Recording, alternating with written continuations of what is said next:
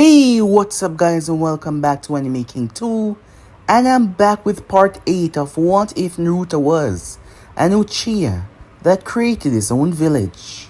Remember to get this one too, 100 like as usual, share this to all of your friends on your social media platform, and also guys, don't forget to go ahead and check out the other channels if you're new. Yes, I indeed have 3 more channels that I post What If on every single day for you guys to enjoy.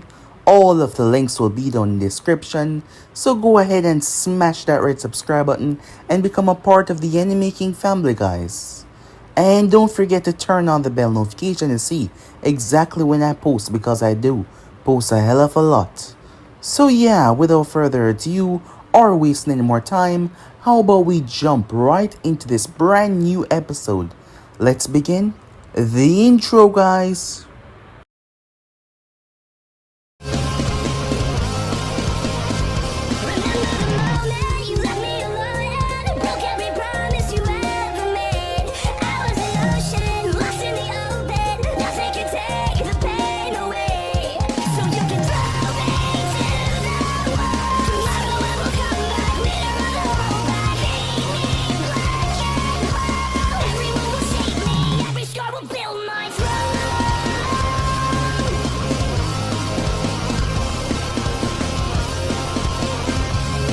So, to do a bit of a recap from the last part that we left off, word about the collision between Naruto and the Raikage was not spread throughout the Elemental Nation, as the Raikage did not expose this information, neither did he expose that his tail beast got taken away.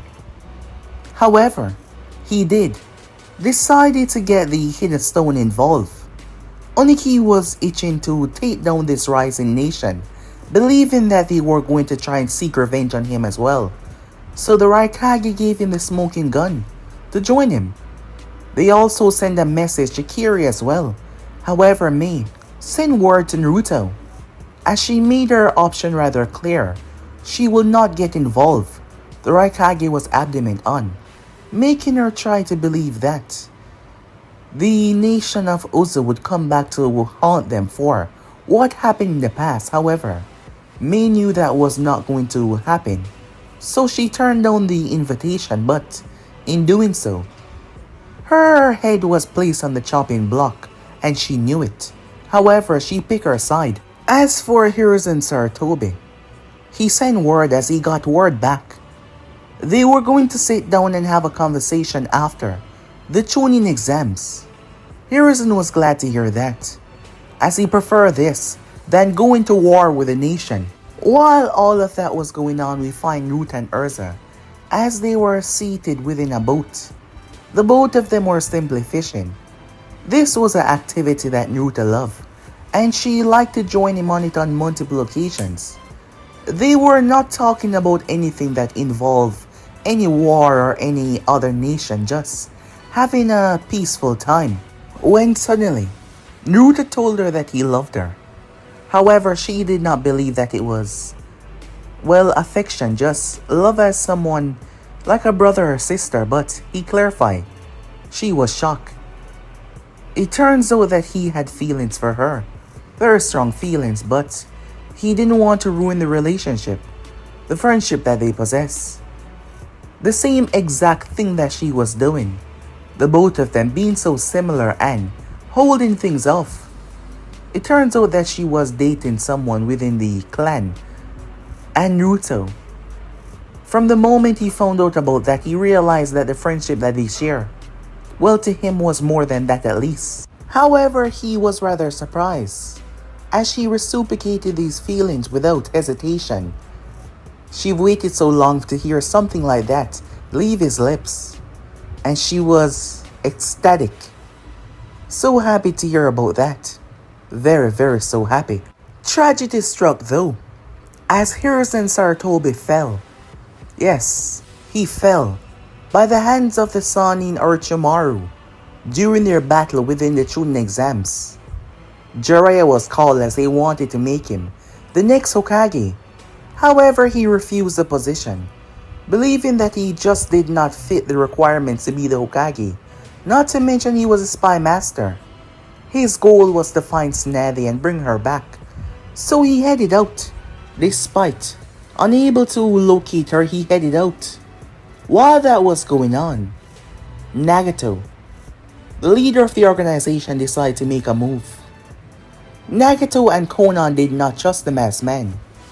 He said that he was Madara Uchiha. However, Madara Uchiha's grandson was alive, and yet he was not within the fold, and Nagato was an Uzumaki. Some of them that had fled, and they went to the Hidden Rain section. He was a part of the clan. The moment the alarms were sound as he stepped within the parameters of their village, as Naruto himself went out there to face him. Two very powerful men standing face to face with one another as they had a conversation. Nagato came here to have him hand over the tail beasts that belonged to him, but things quickly changed with just his words alone. Nagato found himself up against an equal talking about his pain. Somehow this person was able to get him to understand. It was not fully completed yet, but still, Nagato had no reason to wage war against him. He actually wanted to listen to what he had to say and talk to him, as he will be paying him another visit. However, Nagato decided to stray towards his home once again. While that was going on, Jiraiya, who had basically given up on the search, believing that something terrible had happened to Snathy, was rather shocked when she showed up. However, she wasn't alone. She was with Uzumaki's. She sat down with him as she talked to him. She even told him about her children. Jiraiya had the opposite effect that she thought he would. He was angry. More so, he was jealous, and also angry that she would choose them over him and Konoha. He was very upset. He even wanted to bring her back by force. However, he realized the position that he was in. These Uzumakis and these members that came with her, they were not your average ninja, and they would not hesitate to try and strike him down. Jiraiya wondered if she made this move, he would not hesitate to stop her in her endeavor. However, she already chose her path, and she would not be going back anytime soon. Upon returning back to the village, the decision was already made. His failure to return in time, as the Hokage requested his presence. To his shocking surprise, it was no other than Danzo Shamura. So yeah guys, basically as we left off, you guys can switch across the play, check it out for yourself. So I'd say we jump right into this brand new episode. Let us begin now guys. We begin this episode at Konoha, within the meeting room. As you can see, she has chosen her side, and that was not us. Danzo Shamura, the official 5th Hokage of the Hidden Leaf, was speaking to all of the council members. Jiraiya had returned with some surprising news. After a long time of searching for the other Sannin, turns out that she's alive. Not only she's alive, she's chosen the other side and bore children that is now with them. Jiraiya had confirmed the theory. He had been the one to actually tell them in the first place. The Sannin was standing there. Jiraiya didn't really know what to think. When he first saw her and she told him about that, he was upset. He was angry because he involved his own feelings. And now returning back to the village, he felt bad on how he handled the situation, remembering the look on her face because of his rage. However, she was betraying this village and aligning herself with another. He glanced over as he watched. Danzo's words were captivating each and every one of them. They were afraid that Konoha might fall because of this new power this new threat. He's already spoken to Naruto Uchiha, and that boy would not listen to him. The only person that would have been able to solve the situation that was going on was no longer here. And now Danzo was the Hokage. And there was nothing that he could do about that. Jiraiya did not know the outcome of what is gonna happen. And he has absolutely no idea what he was going to do. Time skip. A meeting was taking place. Two powerful men as they sat in the room. One of them was able to witness the first one. And now here was a second attack that they were going to send against this nation. What was the word from Kiri? Oniki said, looking towards the Raikage. It seems his statement was truthful. Kiri has aligned himself with him. This woman, the new Mizukage Maid Terumi, it seems like she's falling for his damn wit and charms to align her village with his, despite what has occurred in the past. I don't trust him one bit. Perhaps this is just a trick for him to lure her into a false sense of confidence and then strike. I could see it within his eyes. He claimed that he wanted peace, but peace was never an option. The Uzumakis will never coexist with us, and we will not do the same with them, the Raikage said. They've had years to grow their strength, build their defenses and get themselves ready. And they're still preparing for the inevitable conflict between us. That is why we have to strike now. Gather our forces and overwhelm them. We have to stop them from regaining true power. In the past, it took so many of us to take them down with their special abilities against our greatest weapons. Not to mention you've gone and lost one of yours to them. The Raikage clenched his fist. This is no time for that, he said. We have to move. A surprise attack, quick and fast, bulldozing their forces down. They might be powerful, however, I doubt they have the numbers. They cannot beat us in a longevity battle. That is why I have a plan. Oniki was looking at the man, scrutinizing him slightly. As he leaned back in his chair, I too know that eventually they would strike. From the moment I heard rumors about their revival, and I will not allow my village to fall to any other. So fine, we will pool our forces together in order to handle this threat and end it once and for all. And this time, there will be no recovering for them. As the Raikage nodded, as they got to work. Meanwhile that was going on, there was a knock. Opening the door was Izumi. Izumi Uchiha. She had tears in her eyes, yet there was a happy smile on her face. It was tears of joy as she looked up to Naruto. Naruto-sama, she said. You're crying, he said. Are you okay? Oh, I'm just fine, she said, wiping the tears away. However, the smile on her face never left her lips. Following her to the door was none other than Itachi. As Naruto spoke, I presume that you're pregnant, he said.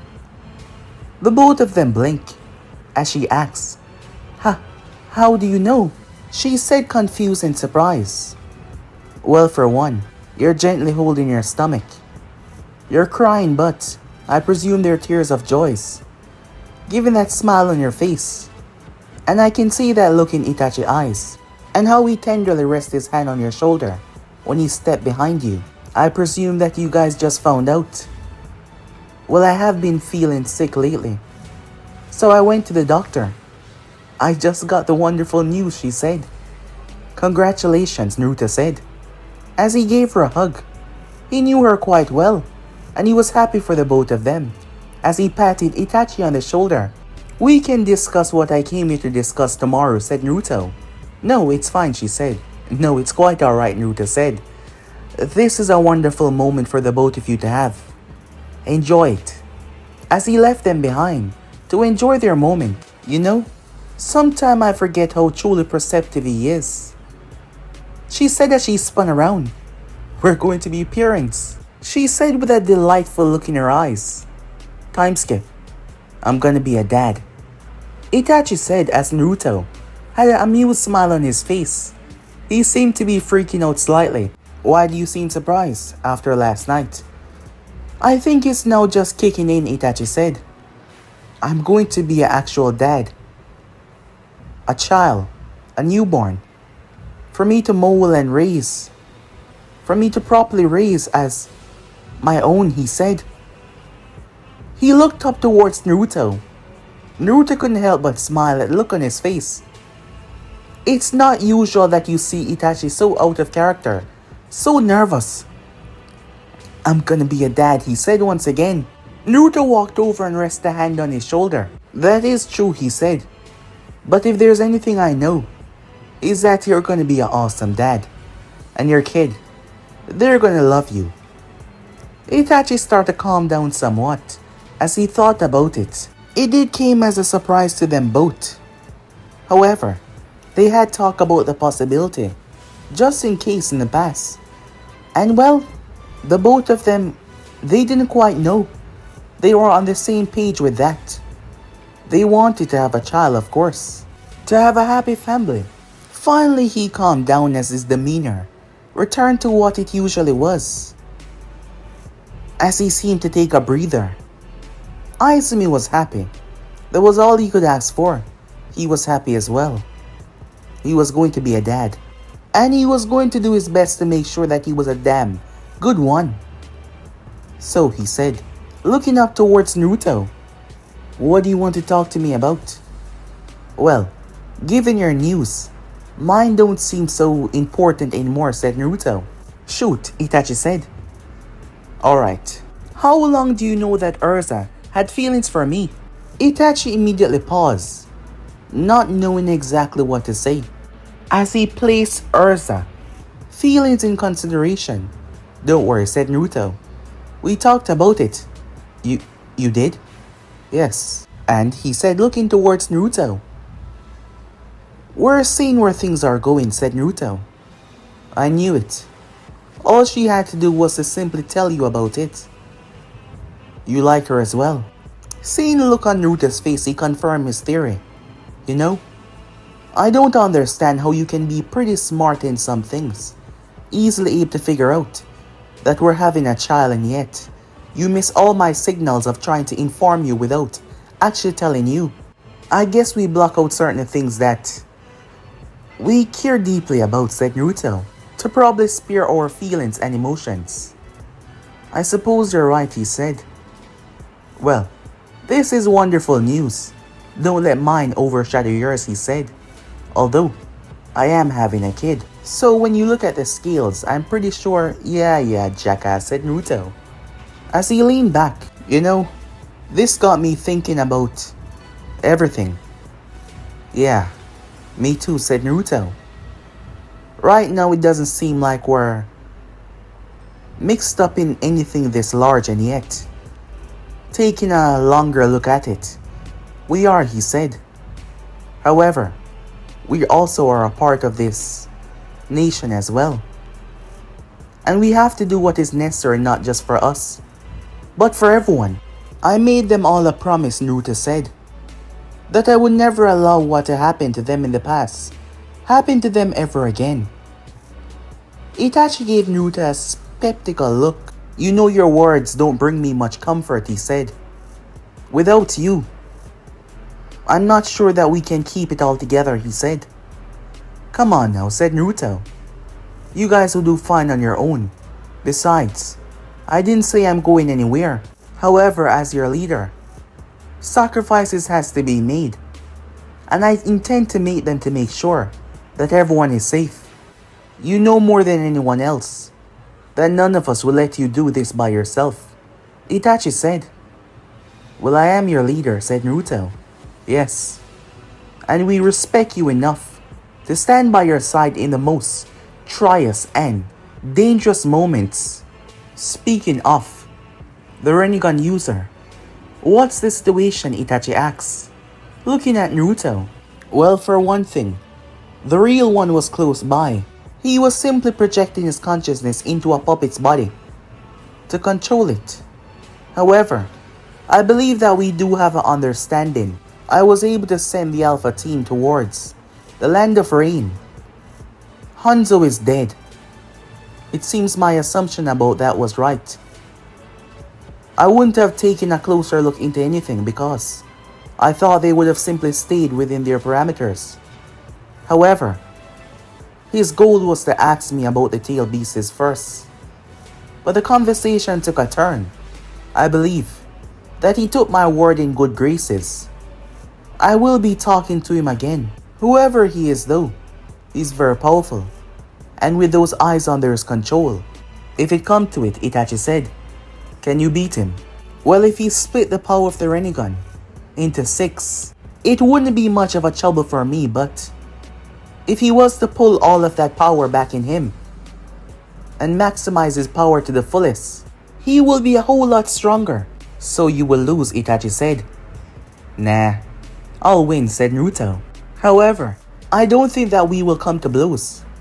Having an ally like that would be a very good option to target. And the masked man, Itachi said, in the win as usual. However, I believe he will make a move soon. But once he does, we'll be ready for him. Everything is already set and planned for all of their interventions and all of their attacks. Let us just focus on the internal for now. And about everything that is going on, he said. Let's go. With that, the both of them started to make their way. A distance away while that was going on, Izumi was informing all of her friends, Urza included, about what is happening with her and Itachi. They were so happy. They were so happy for her as Itachi went to go and find Sasuke to tell him the good news. Sasuke was surprised, but also happy as well, to know that their family was getting a new member. Itachi was happy. Happy to see the young man that his younger brother was growing up to be. As Naruto and Itachi spent some time with Sasuke and Mito because Mito was there as well. Time skip. The distortion in space quickly went away. Once again the masked man left. Konan. She was surprised as she made her way to face the real Nagato. She came face to face with him. He noticed a look on her face. Ask it, he said. I know you want to. Why keep up with this charade? He know that we know. I don't know how, but he does.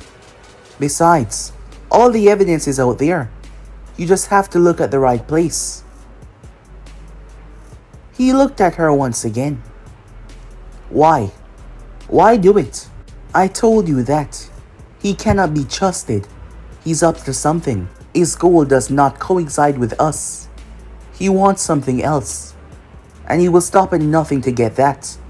Using us in the process if necessary. That is why we have to keep him close. I know that he's up to something. And our goals may differ, but he's still very powerful. And also very lucrative in the organization. He knows a lot. And as an enemy, he can do a lot as well. That is why, for now, we will simply play the part that we were given from day one. And what about him? Konan said. That's a different matter entirely.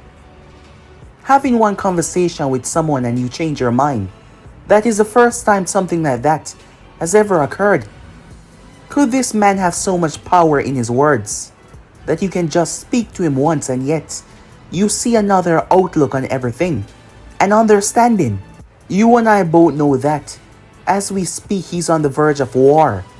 It's only a matter of time now before Kumo and the stone attack. You said it yourself. He possessed great power, but will his village and his people be able to fend off against attack from two powerful nations like those, going at all their might? If it does come to the worst, will you stand by and watch the village get annihilated once again? Will you watch the remaining Uzumakis be erased once again? I know that you have no ties to them, or that you don't feel like it's your problem to get involved. However, you saw something. That is why you changed your mind on this man. You saw him as a leader that you told me you've never come across before. I just hope that you make up your mind before it is too late. Konan told him as she proceeded to leave, leaving Nagato alone. Time skip. Word was sent from Konoha. Danzo decided to make a change in the little schedule that Hiruzen had proposed with Naruto, as there was a boat on the horizon that came to a stop. They were well aware that they would know that they were there. However, none of the ninjas on the boat knew that he would come himself. These ninjas were not your average ninjas, they were root ninjas. There were 3 of them in total. The one at the head posing as the leader. Naruto once again emerged as he simply walked on the rough sea, the water being calm as his footsteps traveled the sea as he made his way. He could have taken the pier and went around, but he liked the water. "Can I help you?" said Naruto, all on his own as he stood there. "We were sent by the Hokage of the Hidden Leaf, Danzo Shiramura, to address the terms that you made with the past Hokage. The deal is off. He no longer wished to discuss what he wanted to propose. The terms are simple. Hand over the 9 tails, which originally belonged to Konoha. Return the Jinchuriki as well as the hosts, and there shall be no affliction between the villages, despite the fact that the Uchihas deserted their home, and they should be punished for their actions of treason." There was a long stretch of silence as no one said a word. Naruto's gaze seemed to be looking at all 3 of them, but at the same time looking past them as well. "So those are the terms for your Hokage to deal with me and my country," said Naruto. "Yes, exactly." "Your words in reply," he asked. The 3 men were not expecting this. They could not escape. They could not fight against this force. He descended upon them like a wrathful god with speed that shocked them. He was now standing on their boat. He gripped the throat of the leader as he snapped it without hesitation. There was no words, no talking. Immediately, the one on the right unsheathed his blade and swung, intending on taking Naruto's head off. His eyes were not even activated. He pulled back as he punched right in the center of the man's arm, the blade stabbing into the boat, the bones shattering and the arm dropping limp. He then slammed his hand in a chopping motion in his throat, the other one blurring through hand sign. However, before he could, Naruto slammed the second one against his attack, a wind attack that tore through his own partner's stomach. Naruto was gone as the body fell. A hand rested on the sole survivor's shoulder. What is this? They were bred and trained to never truly experience fear, and yet his whole being was trembling. He physically could not move. It felt like his body was going to be shut down anytime soon. And Naruto was not doing a single thing to him. It was just a sensation. I already knew that the moment Danzo Shiramura took the seat as Hokage, he will never allow the Uchiha nation to survive. He will try to burn us out and try to get some of us and to use us as pawns, because he know what I know. I want you to return home and tell him that I'm coming for him.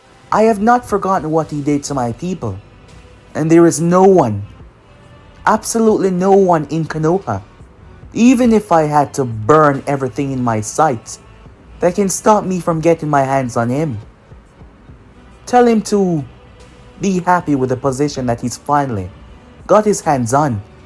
Tell him to be grateful for every moment that he draws breath.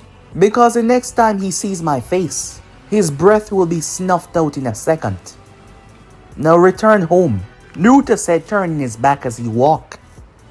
The root ninja, despite all of his years of training, was too afraid to even strike his back, knowing that he could literally see that one move would lead to his death. As he decided to return home to his master and inform him of what happened, Naruto was pissed off. Most time people could not see it because he kept such a calm demeanor. And also, he does not talk when he's too angry. He just slaughters before saying a word. However, he was pissed greatly so. Naruto hated Danzo. Danzo was on the top of his list more than anyone else to slaughter. And now that he's got that position, Naruto knew there would be conflicts between Konoha and the Uchiha Nation. But that did not matter him though, because he was going to kill Danzo. And killing their Hokage would put him on their list, but it is something that must be done. Something that has to be done. Time skip. Dismiss, Danzo said. After dismissing the sole survivor of the mission to return to give him a message, Danzo was pissed off. Although a part of him expected this to be the outcome. That boy, he knew the truth. He knew the truth behind the massacre, yes he did. Danzo never expected there to be any semblance of reason between either of them. However, Danzo was deciding to play this smart, attacking them right now, especially if he decided to make a move by joining forces with the Stone and Kumo. Well, not officially, but if the three of them were to attack at the same time, that would just weaken Konoha in the backlash. So he was going to wait. A smart move to wait it out and watch as they pick them apart one by one. And then, when the scraps and the survivors remain, he will strike. He will make a move. Time skip. Erza and Naruto were lying in bed. You know, when we said that we were going to take things slow, sex shouldn't have been on the table, Erza said. You're probably right, said Naruto. But it wasn't just on the table. It was also on the floor. On top of the cabinet. On top of the bathroom sink. She punched him in the arm, causing Naruto to chuckle as the both of them lie in bed. After a very delightful session between both, they wanted to take things slow, to move their friendship into a relationship capacity, but it seems like they were unable to control certain urges and certain desires, so, well, they were quickly released upon one another, and it was fun. Heavenly fun. The only other person that I've told about this because he already know was Itachi. Naruto said, looking towards her. I know, but I think we should wait. Once all of this is over, we can tell everyone else. Times are stressful right now. You can see it. I can see it as well. They all know what is coming, and we're prepared. However, this is no time to bring this in it, she said to him. Don't do that, said Naruto. Don't do what? You're worried about me. You want me to say that? Of course I will be here when all of this is over. What? Why shouldn't I be worried about you, she asks. That's not the problem, said Naruto. Your faith in me has never wavered before, and I don't want it to waver now. Even before this, we were close. Our friendship was great and close, more than many. So, don't lose hope or faith in me, said Naruto. She released a sigh. Alright, fine, she said. But I can't help it sometimes. Naruto leaned as he kissed her. I won't leave you, he whispered. It did not show much, but she had issues with losing. She and her parents got into an argument on the very same day. They were arguing about something stupid, silly that She couldn't remember, just teenage hormones, her being rowdy. And she had left. When the chaos started as she returned back to the house, their corpses were the only thing that remained. She didn't want to lose Naruto like she lost them. She lost her parents. Upon being stubborn, and she wasn't there to have a final happy moment with them. And she always regretted and hated that, as Naruto was always telling her to think about the happy moments, as there was many, but she left on a bad note, and she was never going to see them again. And most of the times that came back as a very sad, distant thoughts. Time skip. Inside the sensor room, they felt it the moment they got in range. A Uzumaki, a woman dressed in a white coat, with a black and blue shirt underneath, and a dark skirt as well. As she seemed to be holding on to a lot of documents in her hands, she placed them aside. She quickly sent word. The leader of the scouting and barrier team quickly sent out word as well. The boats were not visible by the naked eye, as they had not breached over the horizon to be seen by the others. They were just beyond it, hiding. There were 3 ships. There were countless ninjas on each of them. However, Oniki and the Raikage were playing this smart. Going in straight on would lead to their death. Above, they would be seen. But what about below? There must be some kind of sensor or something to find them, right? So, they were gonna have to cause a commotion. One of the ships headed forward, breaking over the horizon.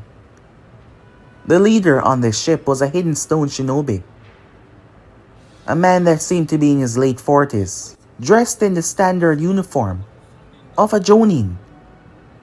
There were archers on the boat, but these were no normal archers. They did not possess arrows. Aim, he said. Fire. What they fired was explosives, a part of the barrier core. Tiny compact explosives that they had been working on. However, they did not breach the village. They were stopped by the barrier. This was the first.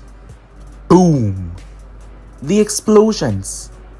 What was strange was that the explosions did not explode outwards. They were sucked in the moment they went off. What the hell? The leader spoke up, confused, written all over his face. His name was Taichi.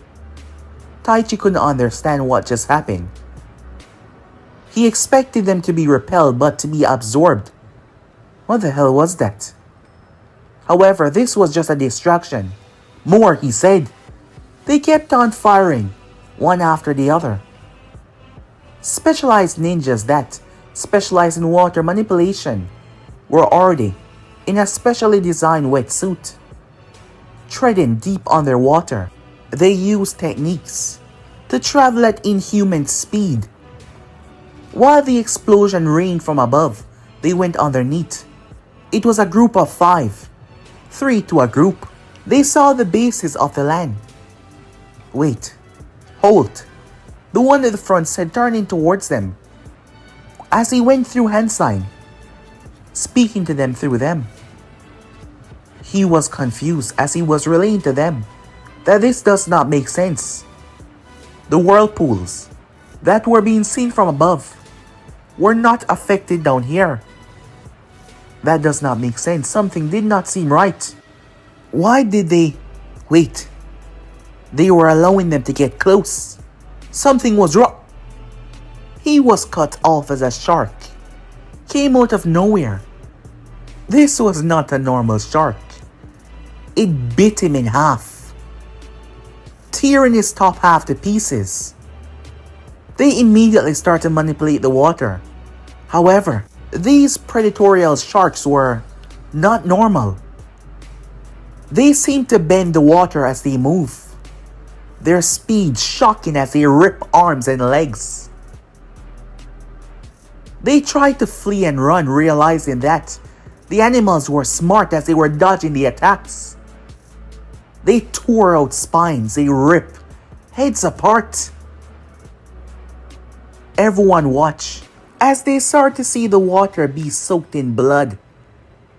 Body parts started to rise. It seems they were more productive than they thought, focusing on the bombs as well as the deep sea divers as well. They were prepared.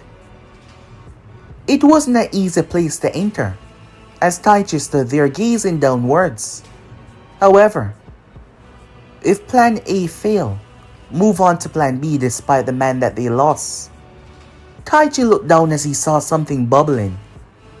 When one of the things jumped out of the water, Taichi quickly jumped back as another behind him thrust his arm out with the blade and stabbed the thing right in its fin.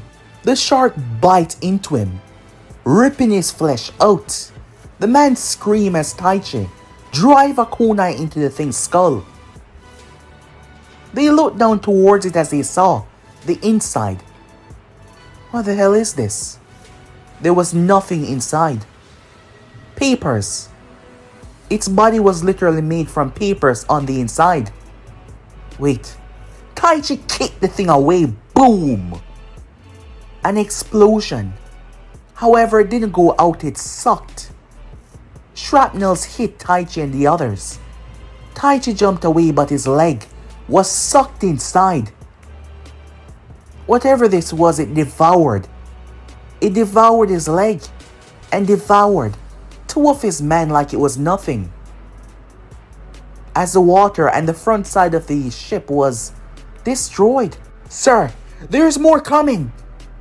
Taichi spun around when he saw them. These were not alive animals. Their eyes were red as they move. They jump, seemingly not needing to breathe. A full-on attack happened as the man quickly moved forward to slaughter the sharks. Taichi told him to get off the damn boats. Move back now, because they were going to implode and suck everything within the vicinity. As Taichi hopped, he spoke in his earpiece. Move on to plan B. Now, he said. Above the clouds, there were 5 ninjas. As they were traveling, using wind nature, they were made light by the Tishikage himself. Yes, he had the ability to lighten anything, and now they were flying with wind manipulation. His technique would wear off eventually, but not just yet.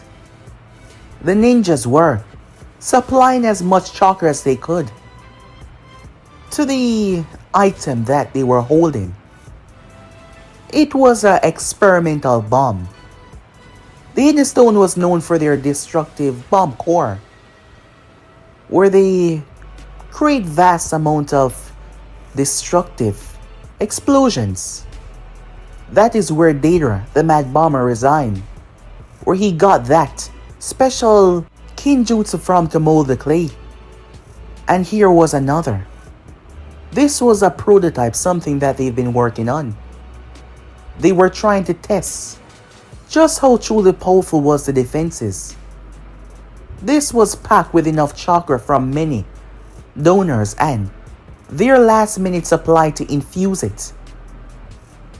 They quickly released it, nullifying the thing with their chakra so that it would weigh as much as it was. Using all of their might to get the hell out of there before they were caught up in the explosion. The moment it made contact, sensing something that was physical to touch, it went off critical. It started to break apart and open up before a supercharged blast erupted. However, just like the others, to their shocking surprise, the barrier sucked it in. Everyone was shocked. Taichi was having his leg bandaged up Well, what was left of it? He cursed. They wasted so much man and yet they were unable to even breach the damn place. Had their defenses truly became that powerful, Taichi returned back to the other ship, as their first one was total. Meanwhile, as Naruto stood in the viewing room watching, as he watches they return back to their ships that were off beyond the horizon, the leader of his barrier corps spoke up. Sir, defense is at 100%. As Naruto nodded, good work, he said. While the barrier was being hit, a group inside, as Naruto gazed over his shoulder, they were controlling the barrier. What they were doing was rather ingenious. The barrier sucked the explosion and sent it far away from the island, and at the same time, it sent the chakra through the barrier, which get absorbed to strengthen the barrier of the fallout of the explosion coursing through it before it was sent. Using a space-time seal, it was sent vast and deep within the sea. The water was bubbling and shooting upwards a far distance away, and none would be the wiser of what the hell was even going on. As Naruto knew the attack was coming, he was not surprised, not in the slightest, but this wasn't an attack, this was just a test. And they've lost so many in just one test as well.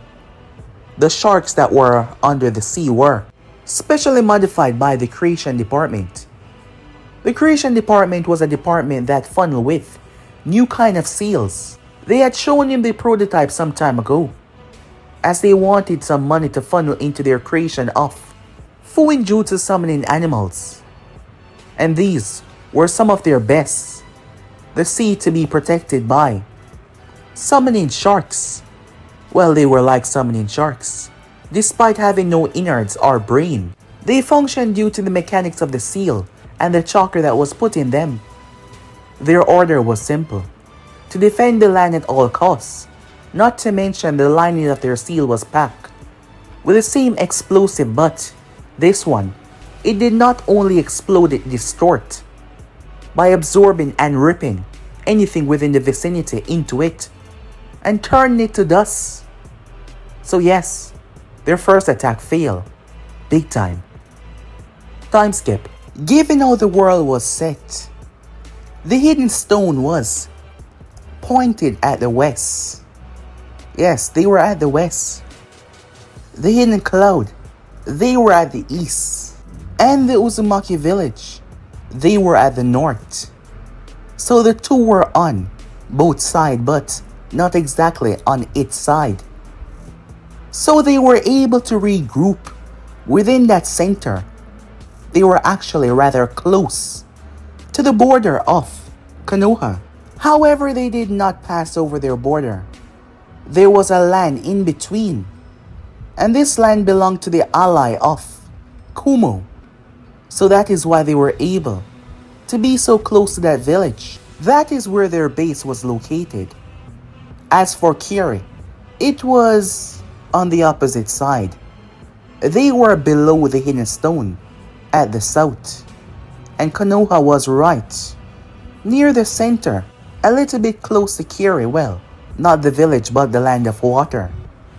So right there, that is where the two allied forces were gathered. The Raikage was seated in a room. This was used as a bunker for their forces when they fought Konoha during the war, a way to keep a good eye on their enemy. So yes, this is where the group was situated at the moment. They both knew that coming into this without a good plan, well, they would be annihilated, and besides, they had to make a move as well. Their shinobis couldn't do this on their own. Han and Roshi, two very important players in this. Even Killer B was here. A person that usually joke around a lot and rap, however, he realized, more so than most, that this was not time to be joking around. Yes, he was serious for once. This was a war that was currently taking place. Word was immediately sent back about the barrier and how powerful it was. The Raikage cursed. He knew that they had time to build their defenses, but this was ridiculous. They were going to have to go with plan B and attack it from all sides.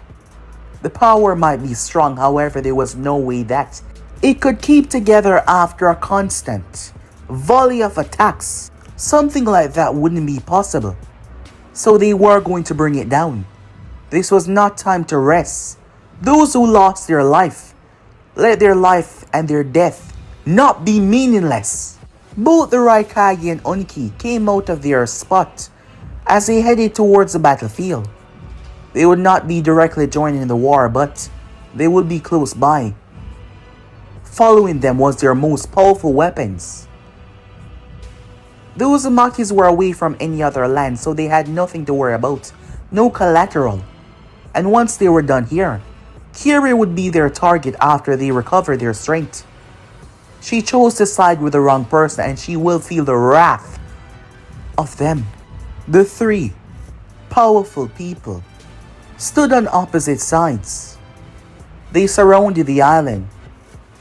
Strangely enough, a lot of time has passed, and yet, the people on the island were not doing a damn thing. The signal was given as a flare was shot into the sky. Immediately they transformed. Yes. As they stood tall, the water rustled. The three titanic beasts, 8, 4, and 5. Watching this play out was none other than Tendo. Yes, Tendo was there, having sent his own people to be on the lookout. Tendo received word. The Hidden Rain was right in the center of all the conflict between the 5 great nations. So, they simply cut through the center. The shinobis were able to take the back road, their headbands, showing that they were not allied with anything that was going on. So even if they were spotted, they would not be involved. Word was delivered to Conan as they moved out. And like stated before, a lot of time was passing by. And the Uchiha nation was not doing a damn thing. They were just existing there, not making a single move at all. Tendo stood there as he watched. His involvement was something that he was not gonna do just of yet. He waited as he saw the 3-tailed beasts. This was their chance. This was their opportunity, but yet, he did not do anything. This was something that he was trying to avoid. This was something that he wanted to put an end to. Greater nations believe in that they could step on the little man to get what they wanted. However, he wanted to see something with his own eyes. He wanted to see if this person was truly the one that would help him achieve that goal. The tail beasts did not hesitate. Biju bombs were formed. Before they were launched, the barrier was hit. They could not simply absorb the Biju bombs that easily, because the tail beasts fire a premature attack following that one. It imploded the attack, releasing a violent shock wave, kicking up the water violently. Even the whirlpools were disturbed. However, the barrier still stands strong. The signal went off once again as another set was formed and launched. They started grind against the barrier. Before they went off, boom! The explosion being great and vast. Inside, Naruto held his hand out, stopping the members. The very effort that it would have to take to suck all the power from the tail beast bomb, it would be too much on the system. They could handle a few, but if this kept up, well, it would fail and burn the system out. The seal could not handle that much. Another set was fired. and another violent explosion went off. That is when something happened. It seemed to be a scream of sorts, projected in the sky. Nagato stood there watching. As Naruto's face appeared on said scream, "I'm waiting," he said. They knew. The tail beasts stood stationary as they did not move, as a boat traveled and came to a stop. Standing on said boat was the Raikage Oniki, flying overhead. "How about we make a deal?" said Naruto. The Raikage scoffed. However, he smirked fine. "First thing first, hand over Ujito, or the tail beast, immediately. And we will think about sparing some of your people. However, my proclamation is still the same. You have to die." "Oh, no. You don't seem to understand. I mean, make a deal for yourself. A public execution on behalf of me. I will take you two down.